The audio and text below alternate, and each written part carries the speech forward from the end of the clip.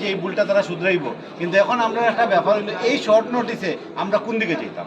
School বন্ধ, আমরা গিয়া যে রিলিজ লইতাম এটাও সম্ভব না, আর একটা জায়গায় জয়েন করাও সম্ভব না।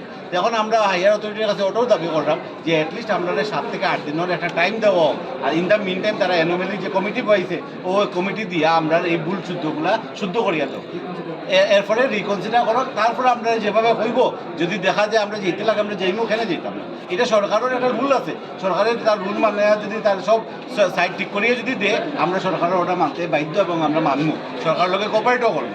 আমরা আপাতত সময় কয়দিন দেই আর এই অ্যানোমালি দিয়ে আমরা এটা ঠিক করিয়া দিই। 10 কিলোমিটারের ভিতরে থাকবো, তাও এর আগে বলেছিল 4 to 5, এটাও মানলাম। আমি নর্মালি 35 to 36 কিলোমিটারের মধ্যে চাকরি করি, আর এরপরেও আমার আরও ভিতরে এখন আমার 47 কিলোমিটার ভিতরে আমার 3টা গাড়ি বদলাইয়া 1.5 কিলোমিটার পায়ে হাঁটিয়া, একটা মানুষ সকালে উঠিয়া 3 গাড়ি বদলাইয়া 1.5 কিলোমিটার পায়ে হাঁটিয়া আবার রিটার্ন করে, এরকম কিতা পসিবল? এরকম তো কোনো কোনো নর্মস কোনো মানাই হয়েছে না, কোনো এসওপি কিচ্ছু মানা হয়েছে না। আমরা ট্রান্সফার অ্যাপ্লাই করছি, হয়েছে যারা ট্রান্সফারে অ্যাপ্লাই করছো তারা ডিসপোজ না হওয়া পর্যন্ত কোনো রেশনালাইজেশন হইতো না। অনলাইন ট্রান্সফার, ইয়েস, অতদিন সবে হয়েছে অনলাইনের কোনো কিছু তারা বালাই মানছে না, না মিউচুয়াল না সিঙ্গল, কোনো কিছু না, সব কিছু এসওপির মধ্যে আছে, কোনো এসওপি মানা হয়েছে না, কোনো এসওপি মানা হয়েছে না। তারা মর্জি মতো তারা এটা লাইকে দাদাগিরি তারা যা ইচ্ছা করছে। এখন আমরা প্রেশারাইজ করা হয় যে তোমরা গিয়ে জয়েন করো, অথচ আমরা যদি এইসব জায়গায় গিয়ে জয়েন করি আমরা কোনোদিনও এখান থেকে বাইরে আইতে পারতাম না।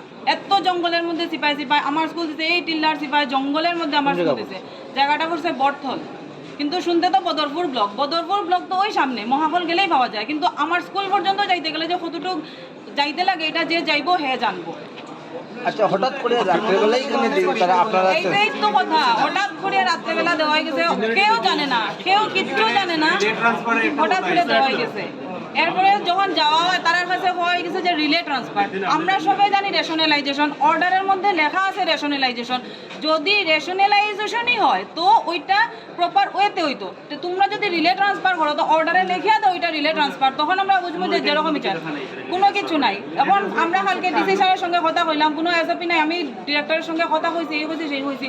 আমরা যেরকম তোমরা এসওপি গাইডলাইন্স দিছো আমরা সবাই প্রপার ওয়েতে আমরা ট্রান্সফারের অ্যাপ্লাই করছি, যে যার জোর মতো। একটা ট্রান্সফার অর্ডার যখন অ্যাপ্লাই করা হয়েছে আরেকটা ট্রান্সফার অর্ডার ইস্যু হইতে পারে না। আমরা অনলাইন ট্রান্সফার অলরেডি অ্যাপ্লাই করছি, ট্রান্সফার অর্ডার কন্টিনিউ, তারপরেও কিন্তু আবার এটা জুনিয়র কিছু মানা হইছে না, নোটিফিকেশনটা তো ক্যান্সেল হইছে, যে এটাও তো আমরা পাইতাম যে গাইডলাইন্সগুলো ক্যান্সেল হয়ে গেছে, আমরা নিজের মন ইচ্ছা মতো এক দিকে এই দিকে করে লইছি, এগুলো কোনো ক্যান্সেলেশন অর্ডারও আইছে না।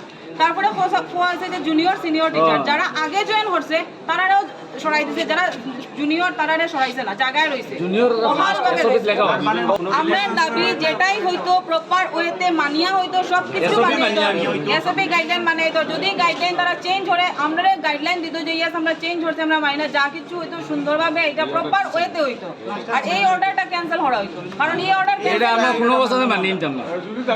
একজন কালকে আইসে স্যার আজকে আমার পসিবল না, তার মা না বাবা মারা গেছে আমরা জানি না, তা ইয়ে হইয়া ওই আমরা হবিষ মুখে নিয়ে তাই নাইছেন, সারাটা দিন আমরা সঙ্গে আসলাম, ওই মানুষটার কথা মানে কোনো মানবতা বলে কোনো জায়গায় তারা রাখছে না।